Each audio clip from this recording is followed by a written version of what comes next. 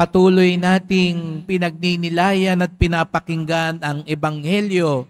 Ika-4 na linggo na po ng parang malateleserye nating kwento na sinimulan, kung naalala nyo po, nung naghimala si Jesus Nazareno at pinakain ang lagpas 5,000 tao sa pamamagitan lamang ng 5 tinapay at 2 isda. Yun yung unang kabanata. At nung nakakain ng mga tao, ano raw nangyari?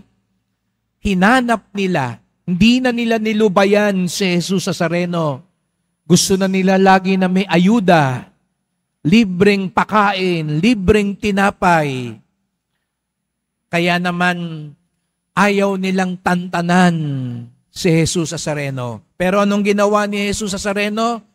Iniwan sila. Nung gagawin siyang hari, nagalit pa si Jesus. Umalis siya. Iniwan niya ang mga tao. Anong nangyari? Sumunod na kabanata, hinabol pa rin siya ng mga tao. Inunahan pa nga siya ng mga tao sa Capernaum. At anong sabi ni Jesus Nazareno? Alam ko kung bakit kayo narito.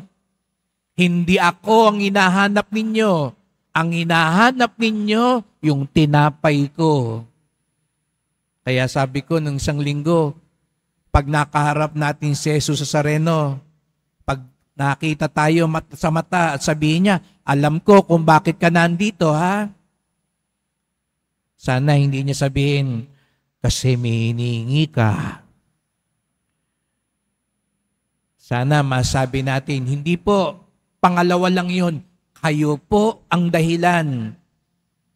Ano man ang ibigay nyo sa akin, ano man ang sagot sa dasal ko sa inyo, okay lang, mahal na Senyor, sapagkat kayo ang pinakamahalaga. Masasabi ba natin yun sa Kanya? Ng tapatan, ano man ang mangyari, ang pagmamahal mo ang mahalaga sa akin. Pero alam natin, nung sinabi ni Jesus Nazareno, huwag yung tinapay ko ang hanapin nyo. Ako ang tinapay na nagbibigay buhay. Anong sumunod? Ayaw ng mga tao.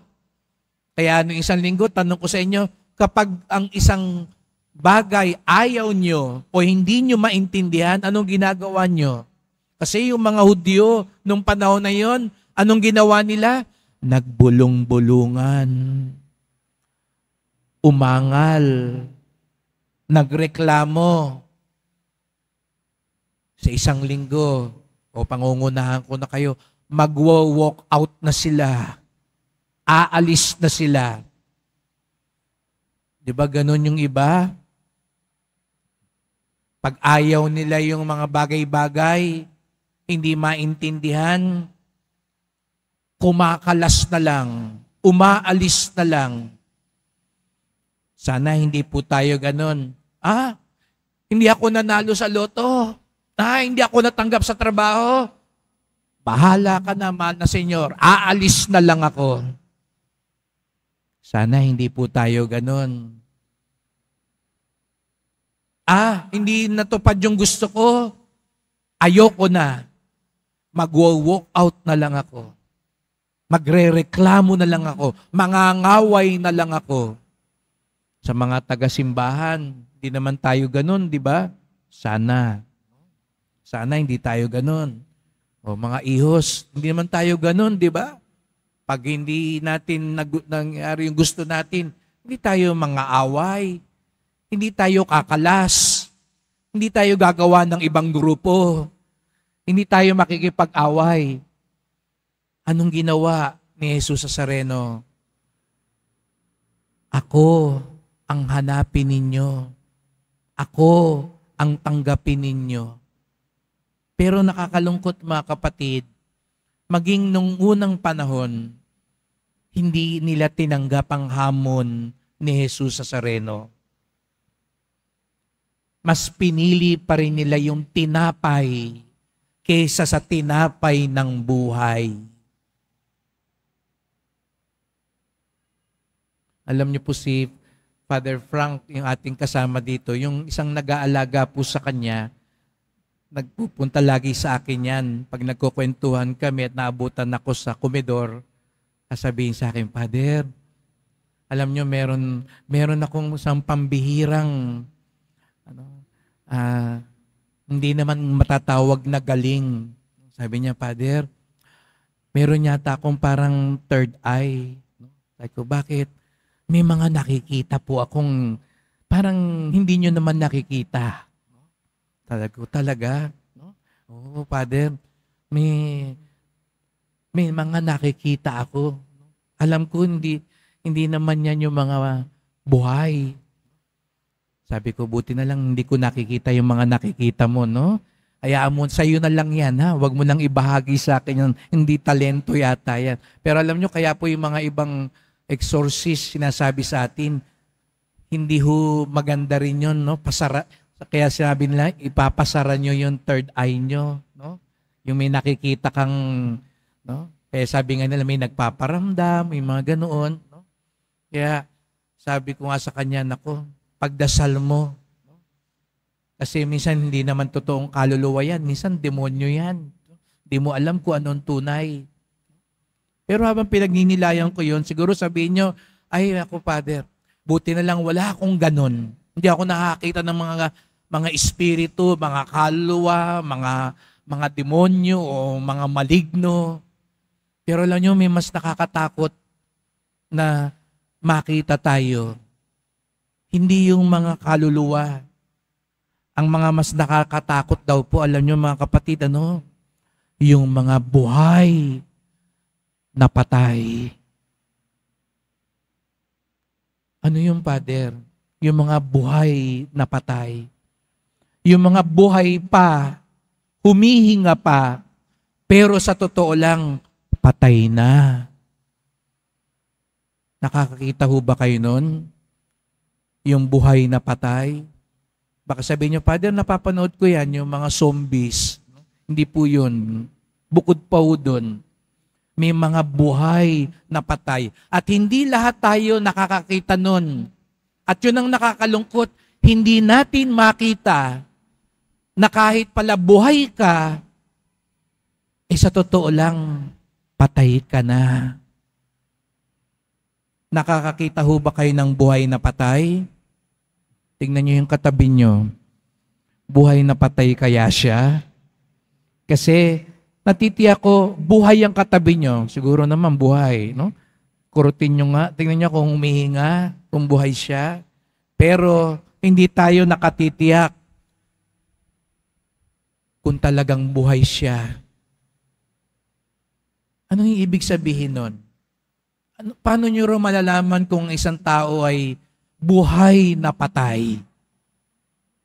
Una raw, siya'y buhay na patay kung busog ang kanyang tiyan, pero hindi ang kaluluwa.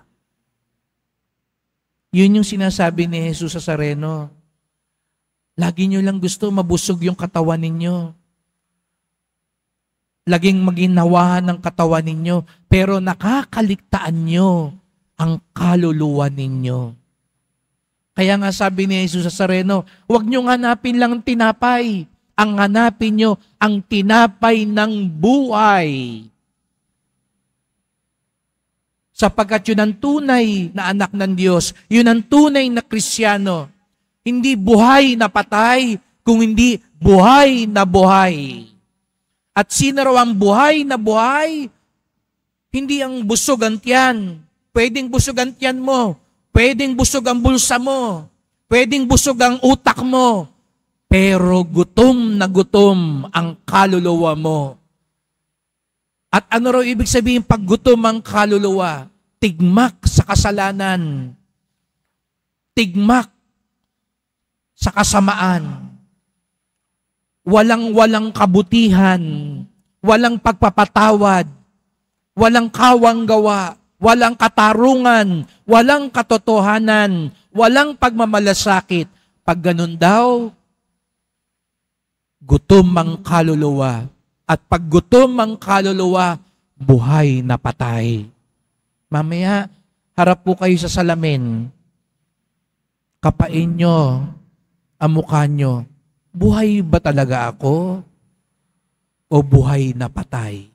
Kaya pala, ang ikalawa na tanda na ika'y buhay at hindi buhay na patay, hindi lang daw, ano yung una? Busog dapat ang kaluluwa. Ang ikalawa, dapat ang tinatanggap mo si Jesus Nazareno. Yun daw ang paraan para tayo maging buhay na buhay. Ang tanggapin natin si Jesus Nazareno, ang Diyos. Kaya nga sa ikalawang pagbasa, ano sabi ni San Pablo? Mamuhay kayong tulad ng mga matatalino. Huwag kayong magpakalasing.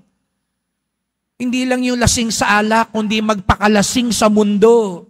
Huwag lang yung mundo ang tanggapin ninyo. Tanggapin natin si Jesus Nazareno.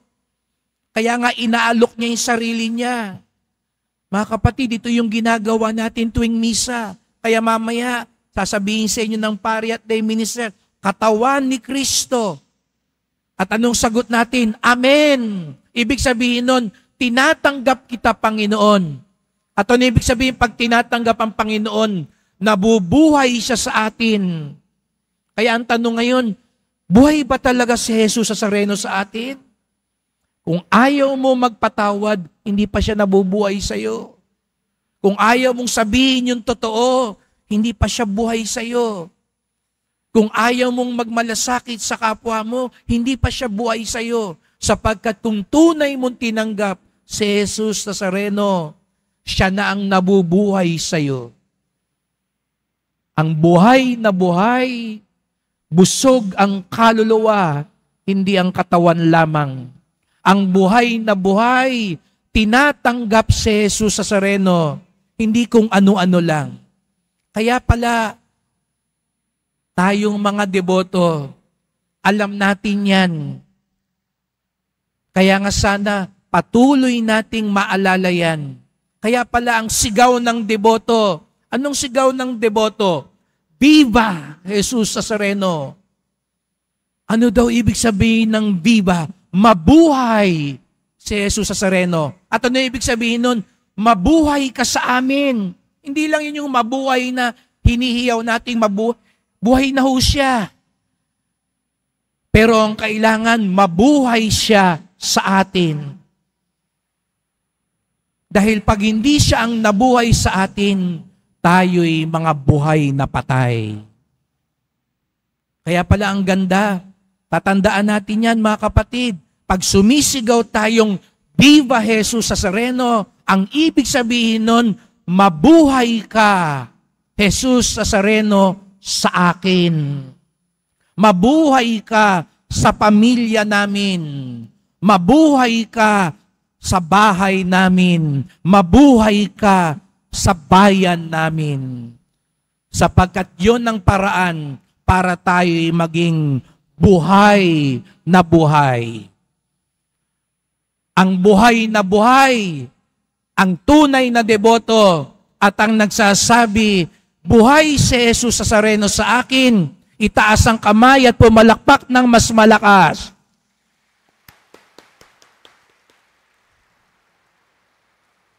At ngayon, sabi ko nga sa inyo, tatandaan nyo ngayon, pag tayo sisigaw, hindi ito papuri lang kay Jesus Nazareno, ito'y dasal kay Jesus Nazareno, na kapag tayo daw ay sumisigaw na Viva Jesus Nazareno, ang ibig sabihin nun, higit sa lahat, mabuhay po kayo sa amin. Kaya, iparinig nga natin, patunayan natin kay Jesus Nazareno, ng mga nagsisimba ngayon, buhay na buhay. Viva pong Jesus Nazareno!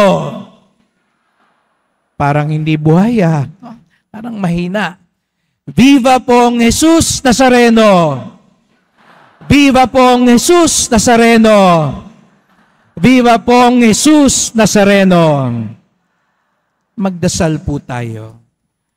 Mahal na pong Jesus Nazareno, kayo po ang tinapay at pagkaing nagbibigay buhay. Kayo po ang buhay namin at muling pagkabuhay. Kaya nga nandito po kami ngayon sapagkat hiwalay sa inyo, bagamat kami humihinga, bagamat busog ang aming tiyan, bagamat marami kaming nagagawa, hiwalay sa inyo, kami patay. Kaya nga't narito po kami, tulungan niyo po kaming itakwil ang kasalanan at masama. Tulungan niyo po kaming mabusog, hindi lang ang aming tiyan, kung hindi ang aming kaluluwa. Tulungan niyo po kaming tunay kayong tanggapin sa aming buhay, upang sa gayoy, dumating man ang panahon, pumikit ang aming mga mata, malagot ang aming hininga, patuloy kaming mabubuhay sapagkat kayo ay nananahan sa amin. Wala kaming ibang susundin, wala kaming ibang pagbabalingan kung hindi po kayo ang buhay, ang katotohanan, ang daan. Mahal na pong Jesus Nazareno, kaawaan niyo po kami, basbasan niyo po kami. Amen. Amen.